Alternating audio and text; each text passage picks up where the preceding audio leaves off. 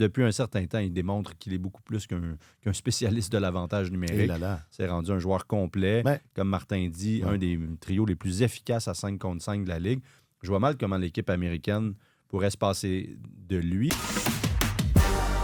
Mais Martin Leclerc soulignait que le laïus de Martin Saint-Louis sur le développement dans l'ensemble du jeu de Caufield est bien... il est bien peaufiné, c'est bien parce que oui, la question revient souvent sous différents angles, puis la réponse ressemble toujours à ça, à quel point c'est pas juste un joueur d'attaque, c'est devenu un joueur complet. Il était question cette semaine, c'est pas le plus gros, mais il gagne ses batailles. Ouais. Et tout ça, c'est vrai. Il tout ça, on l'observe. Il y a beaucoup de renforcement positif fait à travers cette oui. Les joueurs entendent ce que leur entraîneur dit à propos d'eux dans les médias. Alors, c'est une façon de passer les messages par la bande, comme au billard. Tout, ça se rend. Cross-coin, 9, comme on dit. La 9, oui. Cross-corner. J'ai failli caler la 8. Ça, c'était pas... Est-ce que les dirigeants de l'équipe américaine entendent ça? Est-ce qu'ils l'entendent, Martin? Est-ce qu'ils disent ce paragraphe, ce monologue s'améliore de jour en jour? Je pense pas qu'ils ont besoin d'entendre des points de presse. Ils voient ce qui se passe sur la patinoire. Bill Guérin est occupé. Ce sont tous des dirigeants d'équipe de la Ligue nationale. Il faudrait être aveugle pour ne pas voir que Caufield fait partie d'un trio qui est excellent à 5 contre 5, qui est responsable défensivement. C'est un gars qui joue contre les meilleurs joueurs des équipes adverses soir après soir. Et s'ils ne le voient pas, c'est parce qu'ils estiment... En tout cas, si Caufield n'est pas là à la fin, c'est parce qu'ils vont estimer qu'il dispose de meilleurs joueurs que lui. Là, mais... Pas nécessairement de meilleurs joueurs, mais de joueurs plus utiles dans un rôle précis. Là. C'est parce que moi, je me rappelle que l'excuse, c'était « des buteurs, on en a plein. » Exact. Comme si on n'a pas besoin d'un buteur de plus. Mais c'est parce qu'on le voyait... En tout cas, c'est l'impression que j'avais. Tu sais, Caufield, là, au moment de la confrontation des 4 nations, c'était le meilleur buteur américain. À ce moment-là, Connor a fini par le dépasser, mais lui et Connor étaient les 2 meilleurs buteurs américains. Et au moment où on se parle, il est le meilleur buteur américain. Et l'excuse qui était avancée, c'était beaucoup, comme tu dis, on en a des marqueurs, puis Caufield... On en a besoin. C'est ça, on en a déjà. Yeah. Caufield, son atout premier, ce serait l'avantage numérique, et puis il n'y a pas de place pour lui sur la première vague. Il y a la gâchette à Connor d'un côté et tout. Et Carl Connor a connu un très mauvais tournoi. Il avait commencé sur le premier trio, il l'a terminé sur le 4e. Et ça n'avait pas fonctionné. Donc, on entendait cet argument-là, mais je le trouve un peu fallacieux dans la mesure où Caufield, depuis un certain temps, il démontre qu'il est beaucoup plus qu'un spécialiste de l'avantage numérique. C'est rendu un joueur complet.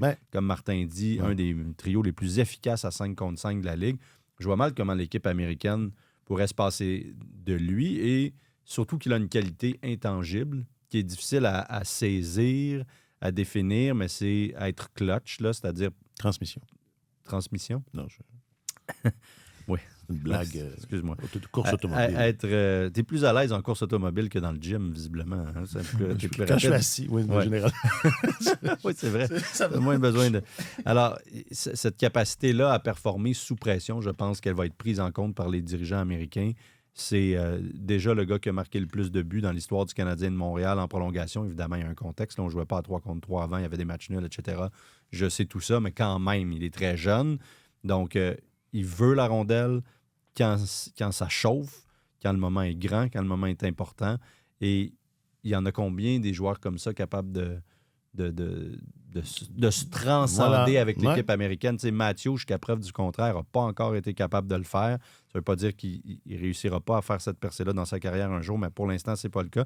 Donc, il n'y a pas abondance, là. Non, il n'y a pas abondance. Et si moi, je suis dans les souliers du directeur général de l'équipe américaine, je me dis, je vois mal comment je peux me passer de ce gars-là. Parce que oui, quand tu bâtis une équipe comme celle-là, tu as besoin de joueurs de rôle, mais des fois, il y a un danger à aller dans cette direction-là. Rappelez-vous l'équipe olympique canadienne à Turin en 2006 avec ses Chris Draper et ses Robin Regeer. C'était plus une équipe passée date, là, en termes d'âge et tout ça. Oui. C'est une vieille équipe. Oui, mais Crosby était là, était disponible. Ouais. Eric Stahl connaissait une saison de 100 points à sa 2e saison dans la Ligue nationale. Jason Spezza était tout feu, tout flamme. Tout ce monde-là était écarté au profit de Chris Draper, Ryan Smith, en défense, Ray Gear, Wade Redden, c'est très canadien. Mais le Canada a toujours un peu fait ça, mais c'est vrai que cette fois-là... Ça a été la leçon, je pense, qui a changé la trajectoire, la façon dont on choisissait l'équipe. Ils ont fait un peu plus attention après. Ouais. Par la suite, puis j'ai hâte de voir si cette leçon-là va perdurer dans le temps quand on va voir la composition cette année en 2026. Est-ce que Macklin Celebrini, par exemple, va être là? C'est un autre sujet, mais tout ça pour dire que tu peux très bien, je pense, placer Caulfield au sein d'un troisième trio avec Dylan Larkin, par exemple, et ça va faire en sorte que tu vas avoir un tel équilibre dans ta formation qu'ils te feront pas mal à 5 contre 5, mais en plus, ils vont être particulièrement dangereux en attaque ou devraient l'être. Je pense qu'il est vraiment en train... en tout cas, j'ai l'impression qu'il est en train de cimenter les arguments sont place. là. Ouais. Mais il ne faut pas oublier que la valeur la plus lourde ou la plus importante dont les dirigeants tiennent compte quand ils préparent l'équipe olympique. Les gens imaginent le tournoi olympique comme si c'était un festival offensif, là, mais c'est du jeu défensif à outrance. C'est épouvantable à quel point ça joue défensif. C'est mauvais. Et il faut que tu sois excellent défensivement. Il faut que tu sois capable de gagner un match 2-1. Je vais toujours me souvenir à Sochi, les gens regardaient l'alignement et disaient ça va être un feu d'artifice. Et c'était probablement la meilleure équipe défensive de tous les temps. Là. Carey Price faisait face à 6 chances de marquer par match. Les meilleurs buteurs de l'équipe, c'était des défenseurs. C'était chez Weber et Drew Doughty. Oui. Alors, c'était extrêmement défensif. C'est du jeu très fermé, étanche.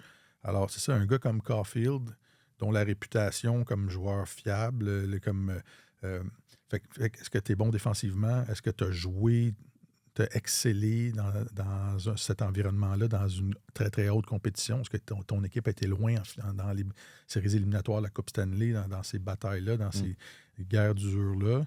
Caulfield est un peu, là, il est dans une équipe qui est la saison dernière, il était encore dans une équipe en reconstruction.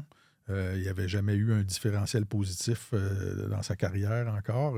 Mais là, on voit que le premier trio du Canadien est en train de s'installer, de se faire une réputation, de montrer qu'il y a une constance match après match. Puis c'est ça, il est un peu unidimensionnel, Caulfield, dans le sens où il ne joue pas en désavantage numérique. Là, fait que ça y enlève des outils dans son couteau suisse. Là. Il n'y a pas cette petite branche-là. Comparé à un gars comme Suzuki, tu peux tout faire. Tu peux l'insérer comme ailier, comme centre, de le promener dans n'importe quel trio. Tu peux le faire jouer en désavantage numérique, en avantage numérique. Ça, quand il est capitaine de son équipe, il a du leadership. Ça, tu regardes ça, tu dis, OK, lui, je le veux dans mon équipe. Mais il n'était pas là l'année dernière. Non. Je pense qu'il va être là. C'est ça. Il est en train il arrive à son apogée, là, puis c'est un alignement très difficile à percer. Fait que c'est ça. Caulfield, avec le coffre d'outils qu'il a présentement, je pense que tu peux le placer dans un 4e trio, puis tu sais qu'il va être constant, puis qu'il va peut-être te sortir des gros buts dans le tournoi olympique, mais tu ne peux pas l'utiliser en désavantage. Fait que là, ça restreint sa piste d'atterrissage. Là, si tu n'es pas dans les 6 meilleurs attaquants américains, fait que tu vas jouer là, puis tu n'auras pas d'unité spéciale, donc tu vas être très, très peu utilisé. Moi, je pense qu'il y en aurait, là. Je pense qu'il serait sur l'avantage numérique, là. Deuxième vague, peut-être même première si ça se passe pas bien. Et le fait qu'il soit devenu constant et fiable à 5 contre 5, c'est ce qui milite en sa faveur. Parce qu'effectivement, avant ça, il y avait trop de points d'interrogation. Il était effectivement unidimensionnel, ce qui n'est pas tant le cas.